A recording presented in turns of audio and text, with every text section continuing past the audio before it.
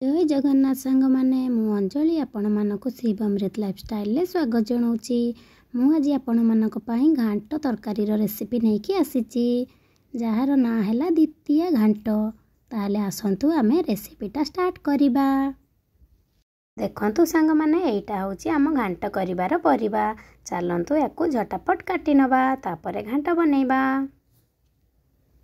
देखंतु सांग माने मु एठी घांट करिबा पई किछि बोईतालू को काटिकी नेछि, आउ किछि भंडा को काटिकी नेछि, आउ कोरा नड़िया नेछि, आउ एठी मुग नेछि, आउ एटा ओउ, आउ एटा होछि लाल चना, आउ 3टा टमाटो को छोट छोट करी काटी नेछि, कंचा कदली, झुडंग, पोटल भी नेछि, आउ एटा स्वीट पोटैटो, एटा पोटैटो, एटा सारू, आउ एटा खंबो आलू, आउ बैगण को पानी रे पके देछि। सेटा सुकुमारी ना से जदि बिना पानी रे रहिबो ताले से कला पड़ी जिवो। देखंतु सांग माने मु एठी डिश बसै नेछि। डिश रे 2 चम्मच लूण दे देछि, आउ 2 चम्मच हळदी गुंड दे देछि। तापरे पानी को टिके गरम करिया पई छाडी दबा। देखंतु पानी टिके टिके गरम हे आसिलानी। तापरे गोटे खड़िका रे टिके गुळै दबा। तापरे माटी तळ जिंस सब पके दबा, माने आलू, सारू, आउ स्वीट पोटैटो, आउ खंबो आलू पके की टिके गुळै दबा। देखंतु टिके गुळे सारला परे एबे फुटी आसिलानी। या परे आमे पके दबा भंडा आउ बोईतालू। टिके चले सारला परे पेस्ट को कवर करि नबा।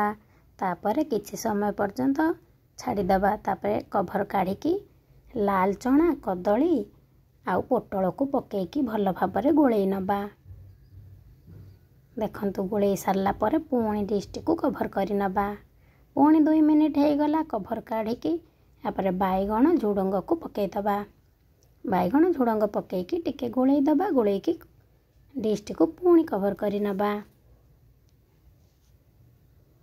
देखंतु सांग माने आमे एठी घांट रे ओउ जो काटी के रखिथिले पके दबा, आउ मुग को भी पके दबा। घांट रे स्टेप बाय स्टेप परिबा पकेले ना घांटटा भलो लागे खाइबा को। मुग पके की कवर करि नबा। तापरे किछि समय परे कवर काढ़ी की देखिबा घांट केते सिझिलानी कि नहीं। देखंतु घांट टिके सिझी आसिलानी, आउ तार पानी भी बाहरी आसिलानी। तापरे पुणी थरे कवर करि नबा। देखंतु किछि समय हे गलानी। मु एठी कवर खोली की बादाम आउ नड़िया पके देछि। ताहले चलंतु आमे मसला रेडी करिबा। देखंतु मसला रे अछि 2टी तेजपत्र, आउ 2टी दालचीनी, आउ जीरा, धनिया आउ अदा। मसला को बाटी नबा ए परि भाबे। देखंतु सांग माने मु एठी कड़ाई बसै देइथिली गैस ऊपर। तापरे सोरिष तेल टिके देई दबा। तेल गरम हे गला परे 2 खंड दालचीनी, आउ 2टा ओळैच, आउ तेजपत्र 2टा काटी की पके दबा। देखंतु या परे 5 फुटण टिके देई दबा। एटा बिना प्याज रसुण रे ना सेथि पई मु 5 फुटण देइछि। आज सोमवार थिला बोली मु बिना प्याज रसुण रे करिछि। तापरे काटी की रखिथिबा टमाटो को पके की टिके चलै दबा। तापरे किछि गुंड मसला एठी हमें पके दबा। देखंतु हळदी गुंड 1 चम्मच दे दबा। सिझिला बेले परिबा हळदी गुंड देइथिले ना सेथि पई 1 चम्मच दबा। आउ लंका गुंड 2 चम्मच दे दबा। आउ धनिया गुंड 2 चम्मच, आउ जीरा गुंड 1 चम्मच दे दबा। आउ अल्प लूण दे दबा। सिझिला बेले भी परिबा हमें लूण देइथिले सेथि पई लूण हमें देखि की दबा। देखंतु एई परि भाबे मसला को हमें कसी नबा। तापरे बाटी की रखिथिबा मसला को भी पके दबा। जार धोई की टिके पानी दे की मसला को भलो भाबरे कसी नबा। देखंतु बिना प्याज रसुण रे सिना किंतु खाइबा को बहुत बढ़िया लागे।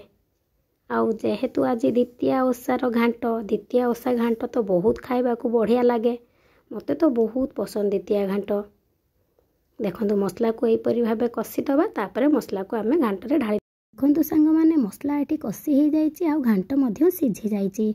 या परे कोन करिबा ना मसला टी को आमे घांट दियरे ढाली दबा। ढाली की घांट टी को 1 मिनिट पई कवर करि नबा। 1 मिनिट पई कवर करले कोन होबा ना मसलार बास्नाटा घांट दियरे पूरा रहि जिवो, आउ घांट टी खाइबा को भल लागिवो। तापरे 1 मिनिट हे गला परे आमे कवर खोली की सेई कड़ाई रे जो मसला कसी थिले ताकू धोई की टिके पानी दे दबा। घांट को टिके भलो भाबरे चलै नबा।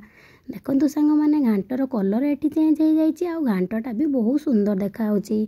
जदि आपण मानको मोर ए भिडियोटी पसंद आसी थाए ताले मो भिडियो को लाइक करिवे, शेयर करिवे, आउ कमेंट करिवे, आउ मो चैनल को सब्सक्राइब मध्य कर देबे। तापरे ऊपर धनिया पत्र दे दबा, नड़िया को मध्य दे दबा।